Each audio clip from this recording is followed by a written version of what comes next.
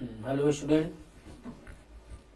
आज हम लोग क्लास 12 मैथमेटिक्स के कुछ इम्पॉर्टेंट क्वेश्चंस हल करेंगे।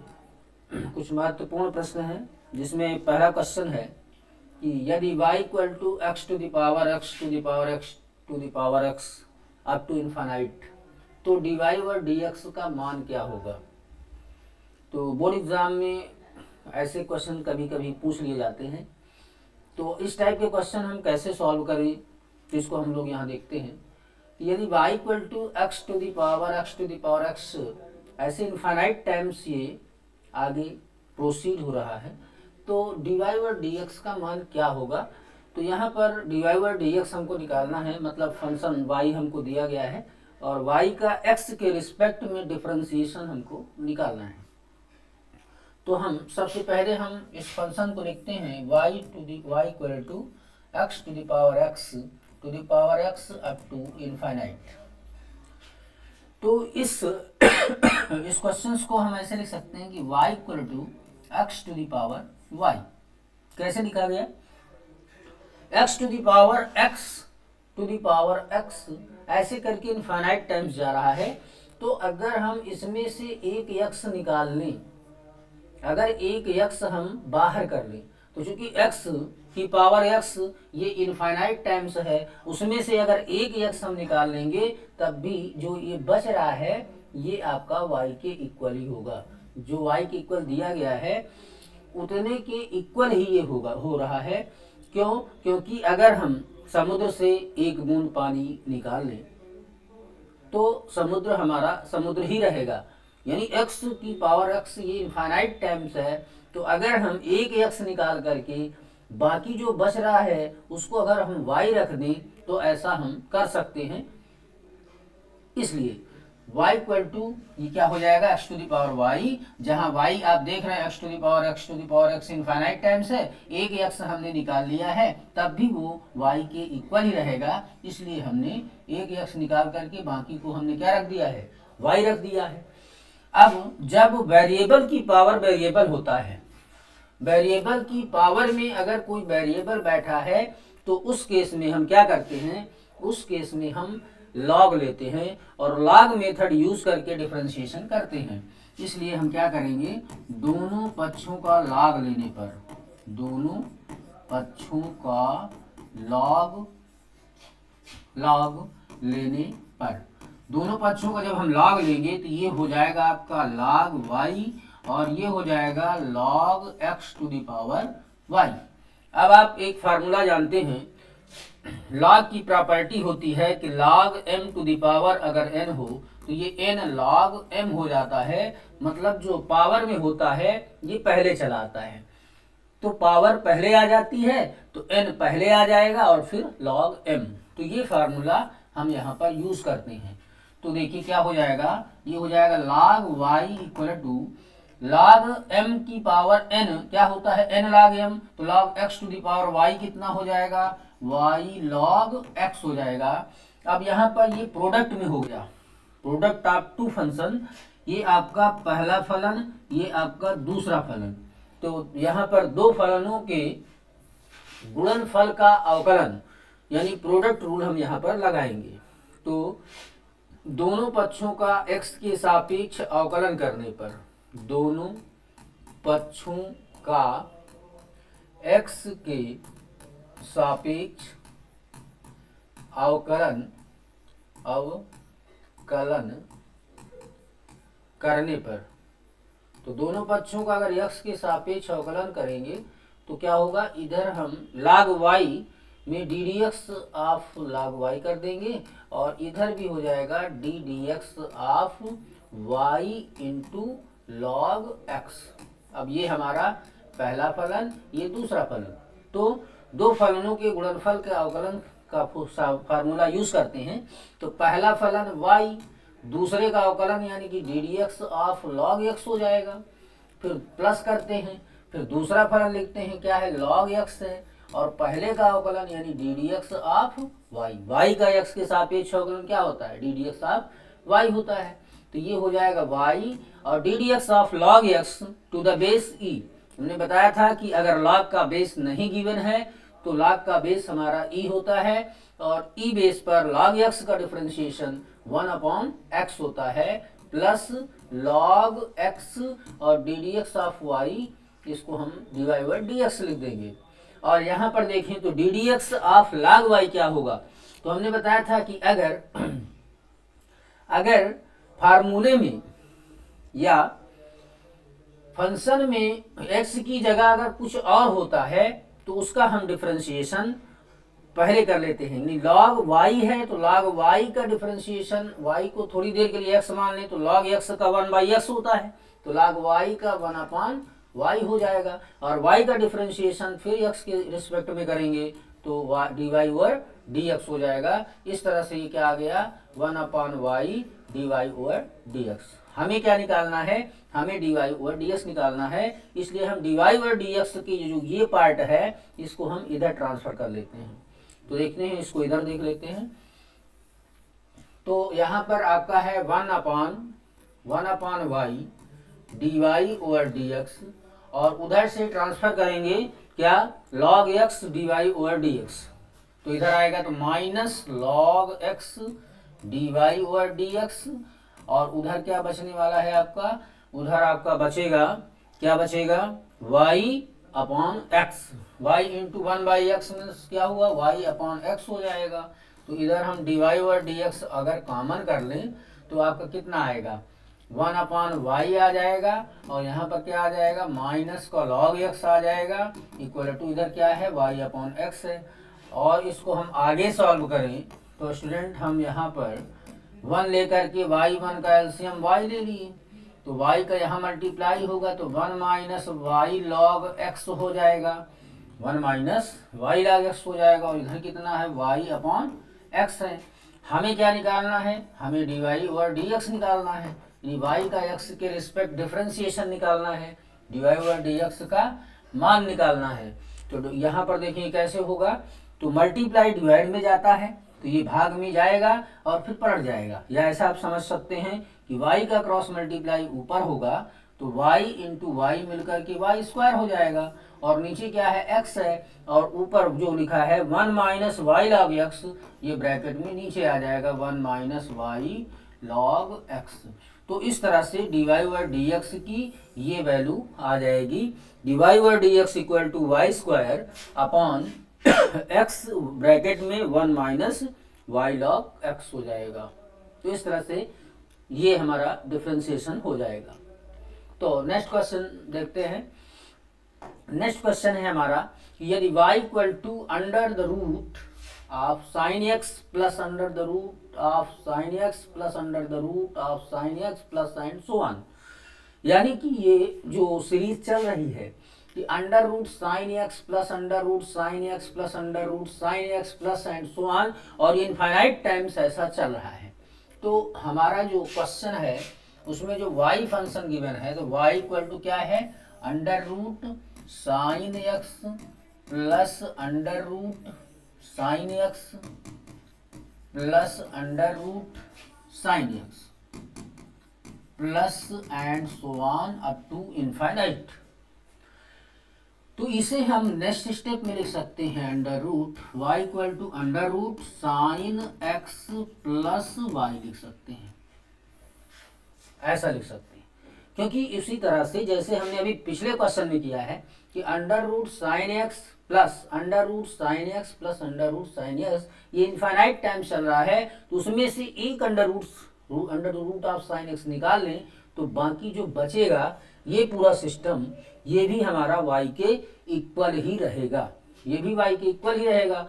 क्योंकि भाई वही बात है ना कि समुद्र से अगर एक बूंद पानी हम निकाल लें तो समुद्र हमारा समुद्र ही रहेगा, उसमें पानी कम हुआ ऐसा हम नहीं काउंट करते हैं। तो y equal to under root sine x, और साइन एक्स को छोड़ करके जो बाकी का बचेगा आपका, इस साइन एक्स को हटा दीजिए, तो अगर इसे हटा दें तो बाकी भी under root sine x plus under root sine x plus under root sine x, ऐसे इनफाइनाइट टाइम चल रहा है, तो एक साइन एक्स हम निकाल करके बाकी को जो बच रहा है उसको भी हम y लिख देंगे, तो ये ऐसा हो जाएगा।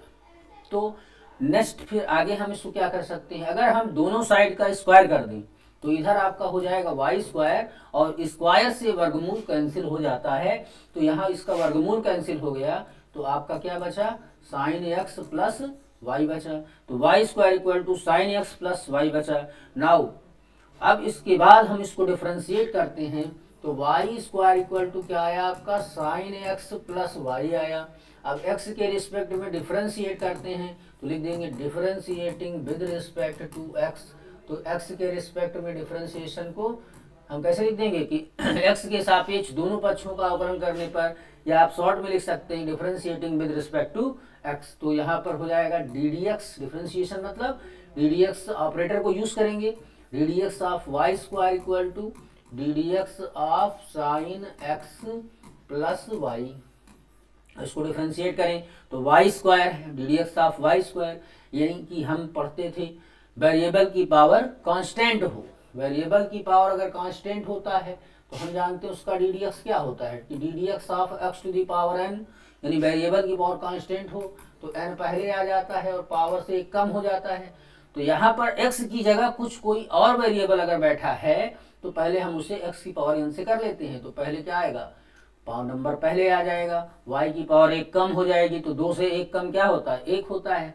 तो एक तो लिखते नहीं है, एक तो अंडरस्टूड होता है, और क्योंकि ये x नहीं है इसलिए इस y का डिफरेंशिएशन x के रिस्पेक्ट में फिर से कर देंगे, तो d y by d x हो जाएगा, और इधर d d x of sine x करेंगे, तो d d x of sine x, d d x of sine x का भी डी डी एक्स होगा, और डी डी एक्स ऑफ यहाँ पर y का भी हो जाएगा। तो d d x of sine x आपने पढ़ा है कि d d x of sine x क्या होता है, कॉस एक्स के इक्वल होता है, और d y over d x, y का एक्स के रिस्पेक्ट में differentiation d y over d x होता है। तो ये हो गया आपका 2i d y over d x हो गया। नाउ अब d y over d x को हम अगर एक साइड में कर लें तो ये हो जाएगा 2i d y over d x minus इस d y over d x इधर लाएं तो d y over d x minus में आ जाएगा, और इधर क्या बच रहा है आपका, इधर कॉस एक्स बचेगा। अगर हम इसे और आगे सॉल्व करेंगे तो देखिए क्या हो जाएगा, हमें निकालना है d y over d x, तो d y over d x यहाँ देने दोनों टर्म में कॉमन आ रहा है, तो d y over d x common लेने पर आपका क्या बचने वाला है, बचेगा यहाँ पर फर्स्ट टर्म में 2y बच रहा है, d y over d x यहाँ पूरा पूरा कॉमन जाएगा तो यहाँ पर -1 बचेगा, तो d y over d x ये इक्वल टू कितना हो जाएगा, इक्वल टू कॉस एक्स हो जाएगा। हमें निकालना है d y over d x, तो d y over d x equal to कितना हो जाएगा, कॉस एक्स, और मल्टीप्लाई का यानी जो गुणा में है वो भाग में चला आएगा, यानी 2i माइनस 1 आपका नीचे आ जाएगा। इस तरह से d y over d x equal to cos x upon 2i minus 1 ये हमारा आंसर हो जाएगा। तो इस तरह से ऐसे प्रश्नों को हम हल करते हैं। नाउ नेक्स्ट क्वेश्चन देखते हैं। अगला क्वेश्चन हमने जो लिया है कि y equal to under the root of log x plus under the root of log x plus under the root of log x plus and so on infinite. तो ये ऐसे पिछले क्वेश्चन जैसे ही है कि y इक्वल टू हमें दिया है under the root of log x plus under root log x plus under root log x plus and so on up to infinite. तो उसी तरह से जैसे हमने पिछले बार अप्रोच जो दिया था, यहाँ पर हम इसको लिख सकते हैं log x और प्लस हम बाकी को y लिख सकते हैं। क्यों लिख सकते हैं, क्योंकि अगर log under root log x under root log x under root log x ये हमारा इनफाइनाइट टाइम्स ऐसे ही आगे प्रोसीड कर रहा है, तो एक log x हम इसमें निकाल लें तो कोई फर्क नहीं पड़ेगा। अगर हम इतना पूरा ये हटा दें तब भी under root log x plus under root log x तब भी वो इनफाइनाइट टाइम से ही जा रहा है, तो एक log x को हटाने से कोई फर्क नहीं पड़ रहा है। तो बाकी एक log x को हटाने के बाद जितने भी अंडर रूट log x बच रहे हैं उनको भी हम y के इक्वल जूम करके उनके प्लेस पर y रख सकते हैं।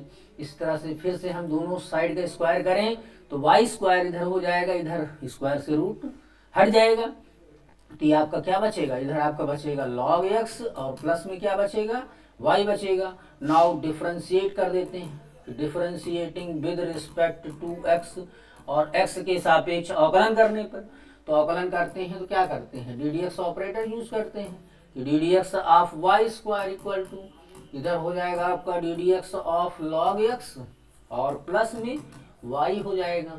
और वाई स्क्वायर का डिफरेंशिएशन किससे करेंगे, ये क्या है, चर की घात में अचर बैठा है तो एक्स की पावर n से करते हैं तो पावर पहले आ जाएगी तो 2 पहले आएगा और y की पावर से कम हो जाएगा तो यहाँ पर y की पावर 1 हो जाएगी, 1 लिखते नहीं है। फिर चूंकि हमने इसको किससे किया है, x की पावर n से किया, लेकिन रियल में x नहीं है तो y का डिफरेंशिएशन हम फिर से करेंगे x के रिस्पेक्ट में तो dy/dx हो जाएगा। अब ddx ऑफ log x, अब ddx ऑफ log x भी हो जाएगा और प्लस ddx ऑफ y का हो जाएगा ddx ऑफ y। तो इधर हो गया आपका 2y dy/dx। अब dy/dx हमको निकालना है, dy/dx के पार्ट को एक तरफ करें तो dy/dx इधर वाला उठा के ले जाएंगे इधर तो dy/dx माइनस में हो जाएगा और इधर आपका क्या बचेगा ddx ऑफ log x और ddx ऑफ log x कितना होता है 1/ddx of log x 1/x होगा, ये तो उधर चला गया।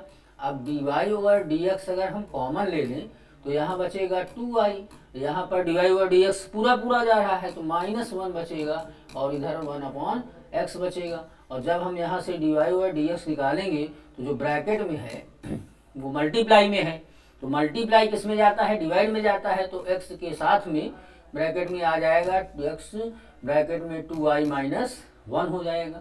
लेकिन हमें लाना क्या है, हमें लाना है 2y-1 dy/dx 1/x का सिद्ध कीजिए तो 2y-1 dy/dx log equal to 1/x, ये तो हमारा यहीं पर प्रूफ हो रहा है तो हेंस प्रूव्ड हम यहाँ पर भी लिख सकते हैं।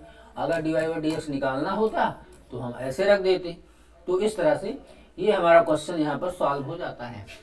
नाउ नेक्स्ट क्वेश्चन देखते हैं।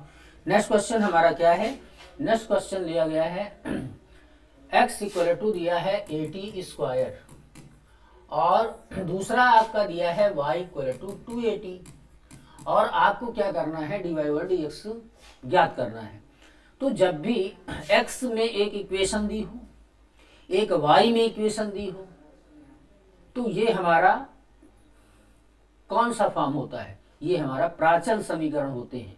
प्राचल समीकरणों का अवकलन किस तरह से किया जाता है कि जब कभी भी प्राचल समीकरण को कैसे पहचानेंगे, जब कभी भी एक वेरिएबल दूसरे वेरिएबल के साथ रिलेशन में हो, दूसरा वेरिएबल मतलब दूसरा जो वेरिएबल हमारा y है वो किसी फंक्शन t का वेरिएबल है। तो यहाँ हम देख रहे हैं कि जब x और y किसी तीसरे चर से संबंधित हैं, x और y जो दो चर हैं वो किसी तीसरे चर t से संबंधित हैं और ऐसा अगर है और दो समीकरणें आपके सामने हैं तो वो हमारा प्राचल समीकरण होगा। और प्राचल समीकरण का अवकलन हम कैसे करें, तो पहली इक्वेशन को हम लेंगे x इक्वल टू 80², यहाँ पर x t का फलन है तो x को हम t के सापेक्ष अवकलन करेंगे। यहाँ लिखेंगे कि t के सापेक्ष अवकलन करने पर, अब हम लिख देते हैं अवकलन करने पर। तो यहाँ पर x का t के सापेक्ष करेंगे तो जब y का x के सापेक्ष करते हैं तो ddx ऑफ y लिखते हैं। अब हम t के सापेक्ष करेंगे तो ddt ऑफ x हो जाएगा इक्वल टू इधर t के सापेक्ष करेंगे तो जैसे x की पावर n का करते हैं x के सापेक्ष तो t के सापेक्ष करेंगे तो 2 पहले आ जाएगा और t की पावर से क्या होगा 2 है तो 1 कम हो जाएगा तो dx और dt हमारा फाइनली कितना आ जाएगा, dx और dt आ जाएगा 280। नाउ अब यहाँ देखते हैं y इक्वल टू 280 है तो इसको हम y यहाँ पर t का फलन है तो t के सापेक्ष अवकलन, t के सापेक्ष अवकलन करने पर, तो t के सापेक्ष अवकलन करेंगे तो y का t के सापेक्ष क्या होगा dy और dt हो जाएगा और t के सापेक्ष t का अवकलन क्या होगा तो 2a तो हमारा कांस्टेंट है तो 2a ही रहेगा और t का हम t के सापेक्ष अवकलन करेंगे तो t का t के सापेक्ष अवकलन क्या होगा, तो जैसे x का x के सापेक्ष अवकलन 1 होता है तो t का t के सापेक्ष 1 हो जाएगा।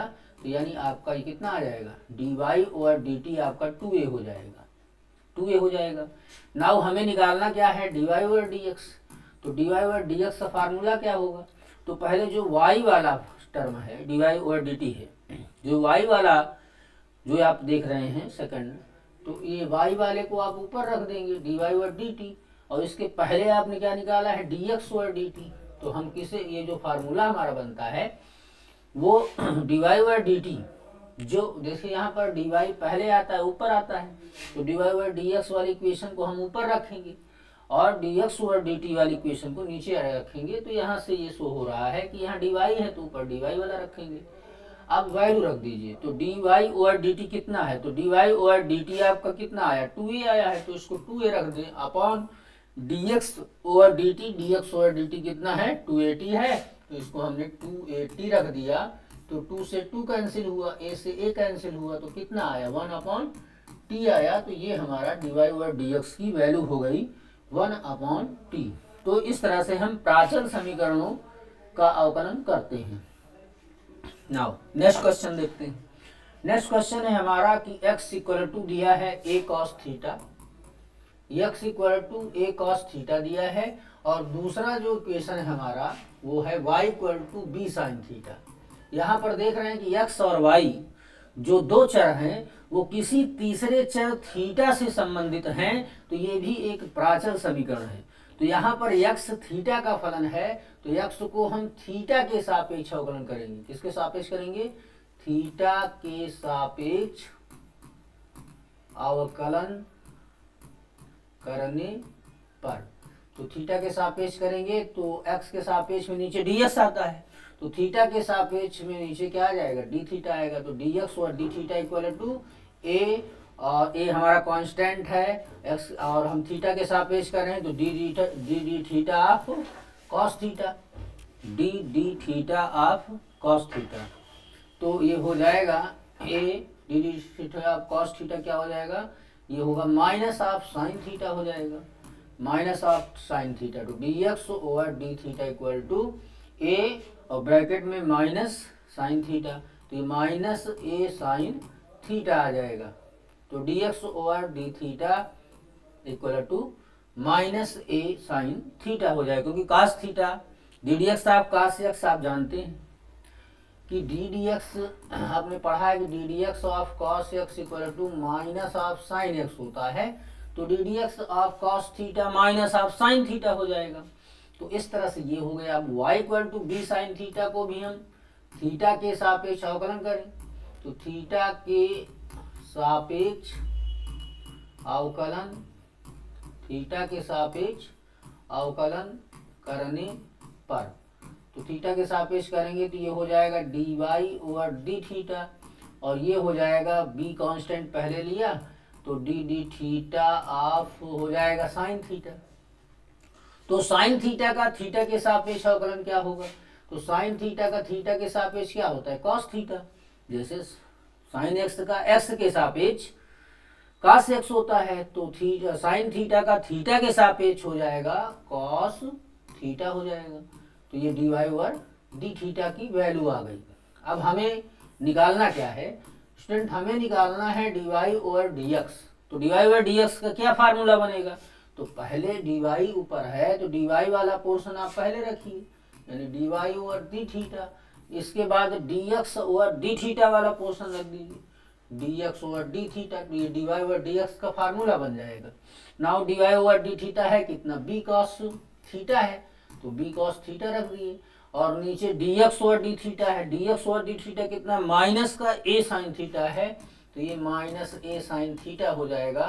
तो इससे क्या ले सकते हैं, माइनस बी अपॉन ए, ये माइनस हम ऊपर ले जा सकते हैं, तो माइनस बी अपॉन ए और कॉस थीटा, और क्या बचा नीचे साइन थीटा बचा। तो इसे हम क्या ले सकते हैं, minus B upon A cos upon sine, cos theta upon sine theta क्या होता है, तो cos theta upon sine theta ये आपका होता है कॉट थीटा। तो d y over d x आपका आ गया माइनस बी अपॉन ए कॉट थीटा। तो d y over d x की वैल्यू हमको निकालना था, तो d y over d x की वैल्यू हमें निकालना था। तो d y over d x student यहाँ पर क्या आ जाएगा, माइनस बी अपॉन ए कॉट थीटा, और यही हमारा आंसर हो जाएगा, माइनस बी अपॉन ए कॉट थीटा। स्टूडेंट ये आप समझ गए होंगे। अगर कोई भी समस्या आती है, समझने में कोई प्रॉब्लम है, तो आप कमेंट के माध्यम से बता सकते हैं। तो अब हम नेक्स्ट क्वेश्चन देखते हैं, क्वेश्चन नंबर 6। क्वेश्चन नंबर 6 में क्या है, यदि x equal to a, bracket में दिया है थीटा माइनस साइन थीटा, और y equal to a bracket में है 1 प्लस कॉस थीटा। तो dy ओवर dx का मान ज्ञात कीजिए जब थीटा का मान π/3 है। तो देखिए पहला जो हमें यहाँ पर भी ये हमारा पैरामीट्रिक इक्वेशन है, ये हमारा प्राचल समीकरण है। और प्राचल समीकरण को हल करने के लिए अभी आपने देखा था कि पहला जैसे हम पहले समीकरण ले लेते हैं x इक्वल टू a फिर थीटा माइनस साइन थीटा। यहाँ पर x हमारा थीटा का फंक्शन है, तो थीटा के रिस्पेक्ट में डिफरेंशिएशन करेंगे, लिखेंगे थीटा के सापेक्ष अवकलन, थीटा के सापेक्ष अवकलन करने पर differentiating with respect to theta.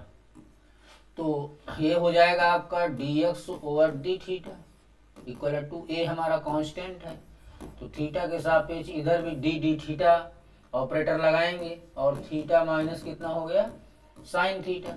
अब इसे हम लिख सकते हैं D theta of theta, theta का थीटा के रिस्पेक्ट में डिफरेंशिएशन और फिर डी थीटा ऑफ ये हो जाएगा sine theta, D theta of sine theta.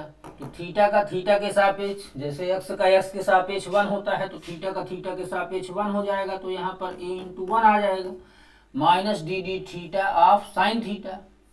क्या है ये minus D theta of sine theta. तो साइन थीटा का डिफरेंशिएशन क्या होता है कॉस थीटा हो जाएगा। तो ये आपका फाइनली a माइनस कितना आ जाएगा कॉस थीटा आ जाएगा, a माइनस कॉस थीटा आ जाएगा। तो यहाँ पर a देखें तो देखिए स्टूडेंट a हमारा यहाँ पर ब्रैकेट के बाहर है, तो a यहाँ पर भी आएगा और a आपका यहाँ पर भी आएगा, तो यहाँ a हो जाएगा।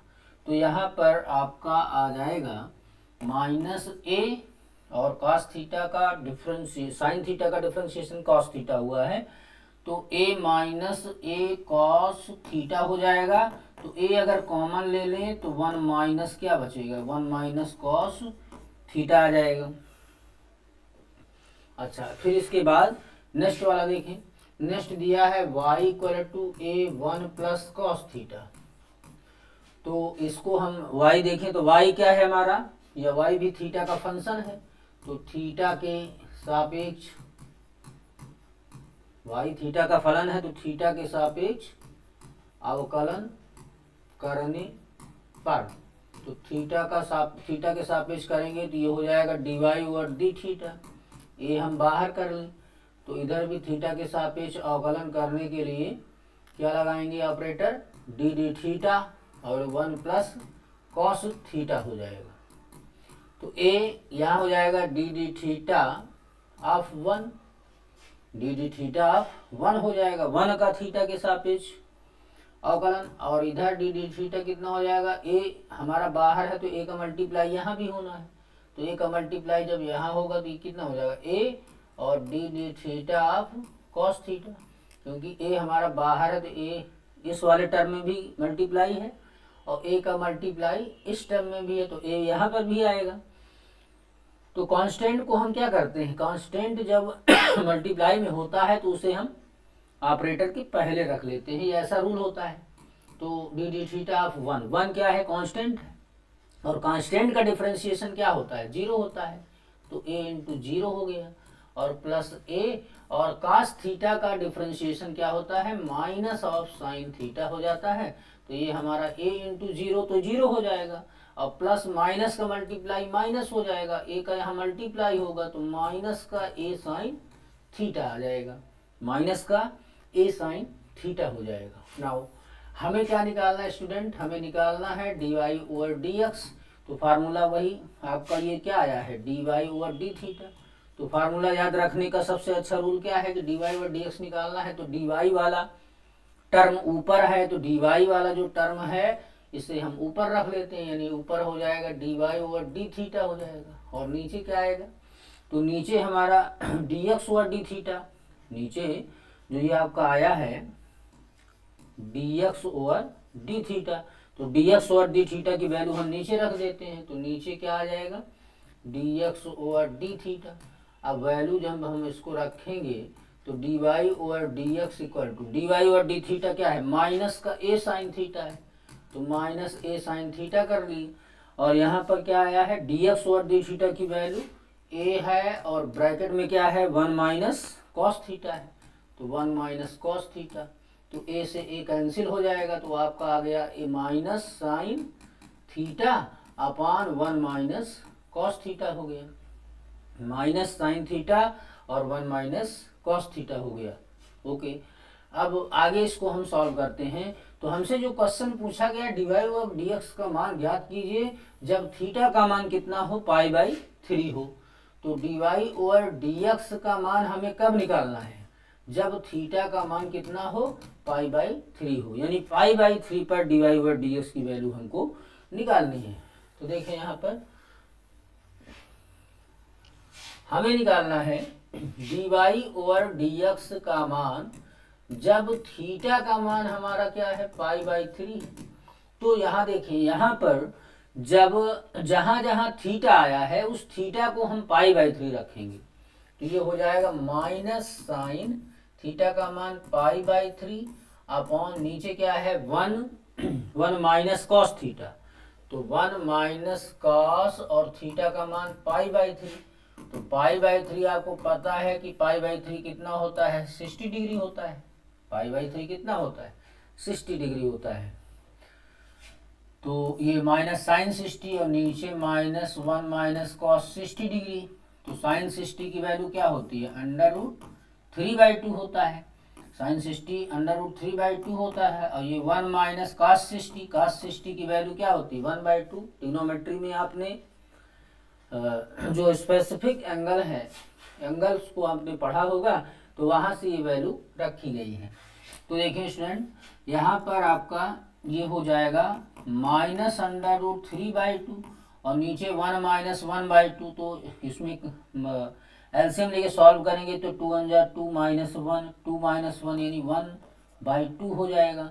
तो यहाँ पर 2 से 2 को अगर हम कैंसिल कर दें तो आंसर आपका क्या आ जाएगा माइनस का √3 आ जाएगा, माइनस का √3 आ जाएगा। तो इस तरह से ये आपका आ गया dy ओवर dx की वैल्यू जब थीटा की वैल्यू क्या है π/3, तो ये हमारा आंसर हो जाएगा। तो ये हमारा जो प्राचल समीकरण होता है, प्राचल समीकरण में दो समीकरणें आपको दी जाएंगी, एक समीकरण x में हो सकती है, दूसरी समीकरण y में है, और दोनों एक्स वाई के जो समीकरण होंगे वो किसी तीसरे चर से संबंधित जब हों तो आपको समझ जाना है कि यहाँ पर प्राचल समीकरण है। और ऐसे समीकरणों से dy/dx कैसे निकाला जाता है उसको आपने देखा कि dy/dx निकालने के लिए पहले समीकरण को उसका डिफरेंशिएशन करेंगे, जिस चर में वो फलन होगा उसके सापेक्ष डिफरेंशिएशन यानी अवकलन कर लेंगे। इसी तरह दूसरा भी समीकरण का हम अवकलन कर लेंगे उसी चर के सापेक्ष जिस चर में वो दिया गया है। इसके बाद फिर हम ये फार्मूले का यूज़ करके dy/dx निकाल लेंगे, और dy/dx अगर किसी स्पेसिफिक एंगल के लिए पूछ रहा है तो उस एंगल को उस थीटा के साथ मतलब थीटा के स्थान पर थीटा की जगह पर रख देंगे तो हमें वो एग्जैक्ट वैल्यू पता चल जाएगी। तो इस तरह से स्टूडेंट आज ये हमने 1 to 6 क्वेश्चन सॉल्व किए हैं, और इसके बाद नेक्स्ट वीडियो हम कल डिस्कस करेंगे। आगे के जो नेक्स्ट इम्पॉर्टेंट क्वेश्चन है आपके बोर्ड एग्ज़ाम में उनको हम 1 by 1 करके डिस्कस करेंगे। इसके बाद अवकलज के जो अनुप्रयोग हैं, एप्लीकेशन ऑफ डेरिवेटिव हैं, उनसे रिलेटेड भी बहुत सारे क्वेश्चंस एग्जाम में पूछे जाते हैं। तो एग्ज़ाम के पॉइंट ऑफ व्यू से हम इसे देखते रहेंगे। तो वीडियो अगर आपको समझ में आई है तो लाइक करें, शेयर करें और सब्सक्राइब करें। थैंक यू स्टूडेंट, धन्यवाद।